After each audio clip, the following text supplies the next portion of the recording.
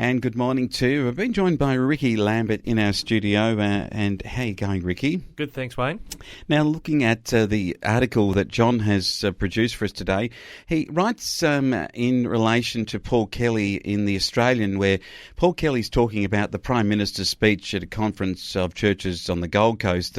Scott Morrison has taken up the fight against progressives with a mantra that his faith is important to him and the way in which that he lives that out. We've got various different angles on this. How do you see Scott Morrison maybe bringing his faith into his life and into the way in which he governs the nation? Well, I think you've got to track back to when Kevin Rudd was Prime Minister and he started inviting the media to appear at press conferences outside of his church attendance on Sundays. It elevated the faith of our Prime Ministers and leaders to something that became a regular commentary. There was questions about Julia Gillard's atheism after that, and the subsequent Prime Ministers, Tony Abbott and his Catholicism. So I think we've got to look at this being a national conversation that's kept happening with our Prime Ministers, but because it doesn't agree with the bent of the media, particularly the ABC, the way Mr Morrison sees his faith, they've decided to elevate this to an almost weekly commentary. And the article that John's commenting on here, Paul Kelly points out in an op-ed in the Wednesday Australian that Bill Shorten lined up with the progressives to attack Scott Morrison's religion in the 2019 election campaign. That actually backfired.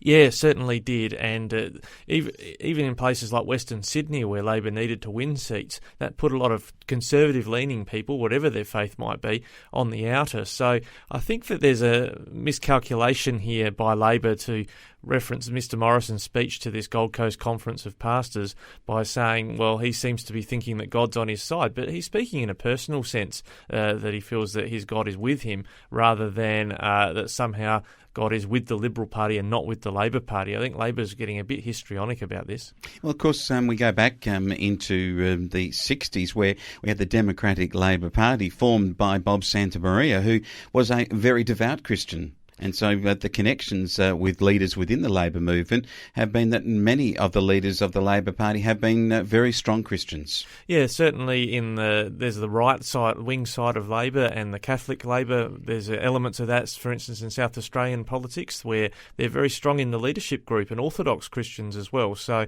there's no one, I think, is laying claim that God is on one side or the other, but it seems to have been elevated in the political debate in recent months because of Prime Minister Morrison's unwillingness to hide his faith under a bushel, as the good book says. He's willing to live it out, and I think it would be interesting if this was a Labor Prime Minister like Mr Rudd was. They would think, well, this is a wonderful thing. Is it like when you see Scott Morrison and John Wrights about the Australia-Israel Association speech, where Morrison he attacked what he says is identity politics, which are contrary to the Judeo-Christian values that this country holds dear. I mean, is Morrison making a very fair point that we've got progressives and deconstructionists, if you like, they seeking to deconstruct the Christian faith in this country without recognising that a lot of the model of our belief system, our law and our legal system has got a Christian or Judeo-Christian heritage to it?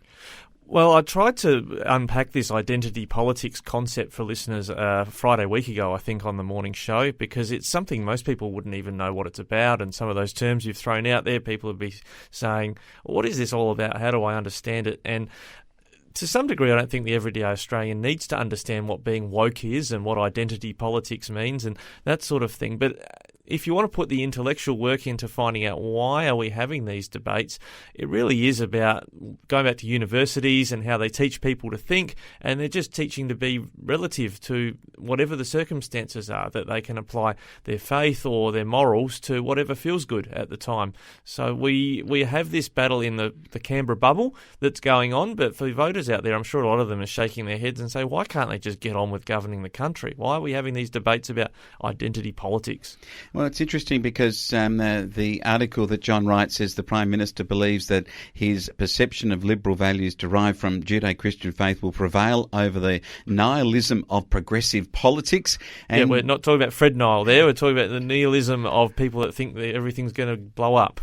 And, of course, it is a very interesting concept because we go back to the fact that we've had Christians who have been in government. John Howard was quite a strong believer.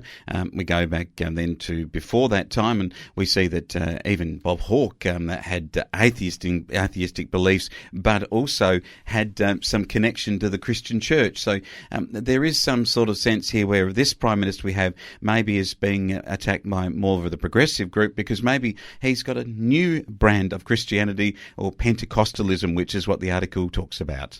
Well, yeah, the expression of the faith in that Pentecostal way freaks some people out because it's not traditional in the way that an Orthodox, Catholic or Anglican practitioner might express their faith. But there are quite a few people in Australia that see their faith that way, and I think people like the ABC are struggling to get their head around whether this is an acceptable way for someone to believe. But if they were a Buddhist, they'd probably say, well, this is marvellous, what a wonderful country we now have.